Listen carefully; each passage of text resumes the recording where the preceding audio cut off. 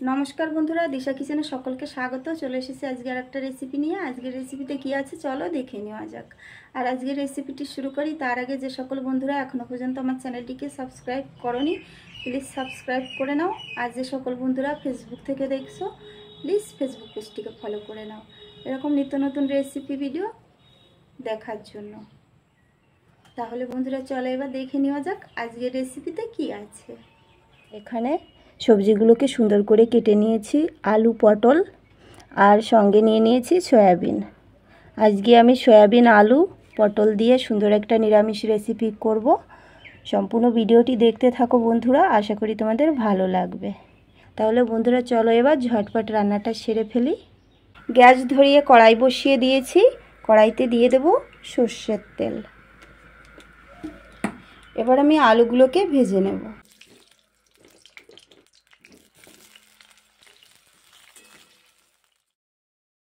উল্টিয়ে পাল্টিয়ে আলুগুলোকে লাল লাল করে ভেজে নিয়েছি। এবার আমি আলুগুলোকে তুলে নেব।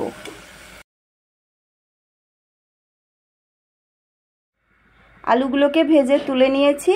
আলু ভাজা তেলের মধ্যে পটলগুলোকেও ভেজে নেব।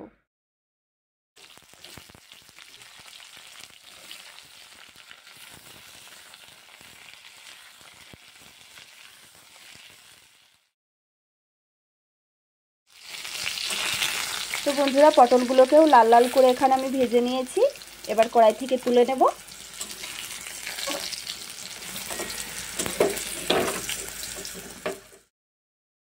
আলু পটলের মতো সয়াবিনগুলোকেও ভেজে নেব। সয়াবিনগুলোকে আমি একটু ধুয়ে নিয়েছি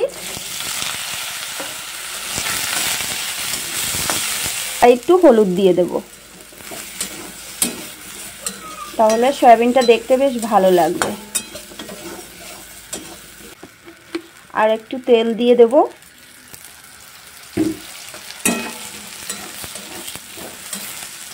সয়াবিনগুলোকে সুন্দর করে ভেজে নিতে হবে, তাকে সয়াবিনের যে গন্ধটা সেটা ভেজে নেওয়ার জন্য চলে যায়। আর তার জন্য আমি হলুদটাও দিয়ে দিয়েছি। দেখো হলুদ দেওয়ার জন্য সয়াবিনগুলোর কালারটা কত সুন্দর লাগছে। সয়াবিন এমনিতে ভাজলে কিন্তু বেশি কালো কালো লাগতো, কিন্তু এখন কালারটাও বেশ সুন্দর লাগছে। সয়াবিনগুলো ভাজা হয়ে গেছে, এবার আমি এগুলোকেও তুলে নেব।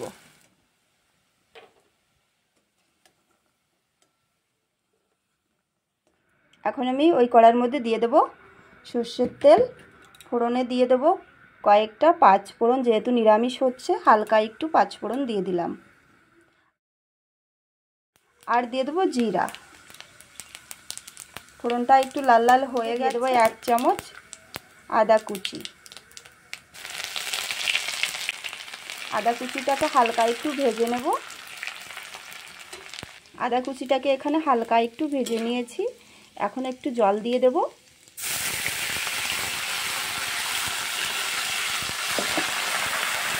পরিমাণ মতো লবণ দিয়ে দেব। পরিমাণ মতো হলুদ দিয়ে দেব। কাশ্মীরি লাল লঙ্কার গুঁড়ো দিয়ে দেবো 1 চামচ।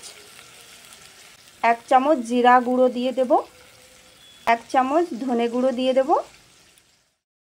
আর কয়েকটা চেরা কাঁচা লঙ্কা। এবার সমস্ত কিছু দিয়ে সুন্দর করে একটু কষিয়ে নেব। দুটো তেজপাতার মাঝখান থেকে ছিঁড়ে দিয়ে দিলাম। এভাবে কাঁচা তেজপাতাটা দিলে ফ্লেভারটা সুন্দর আসে তরকারি। এখন আমি দিয়ে দেবো ভেজে রাখা আলুগুলো।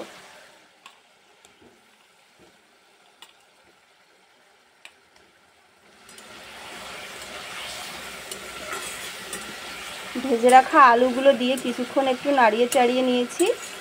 এখন আমি দিয়ে দেবো ভেজে রাখা পটল আর সয়াবিনগুলো।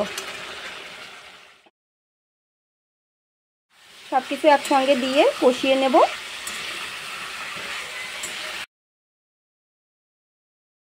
কিছুক্ষণ সবজিগুলোকে দিয়ে কষিয়ে নিয়েছি। এখন আমি ঝোলের জন্য জল দিয়ে দেব।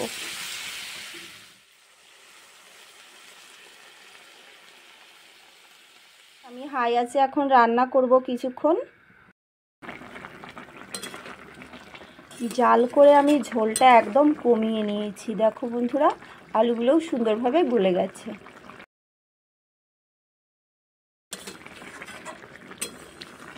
সব কিছু সুন্দরভাবে গলে গেছে।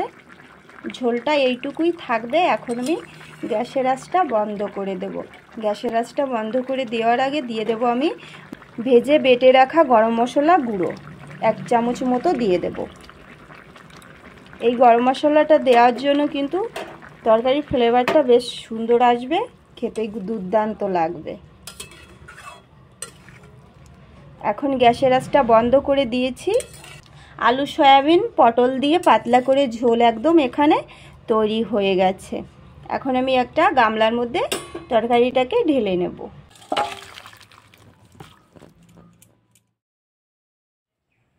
তো বন্ধুরা, আজকের আমার এই রেসিপিটি তোমাদের কেমন লেগেছে অবশ্যই কমেন্ট করে বলবে।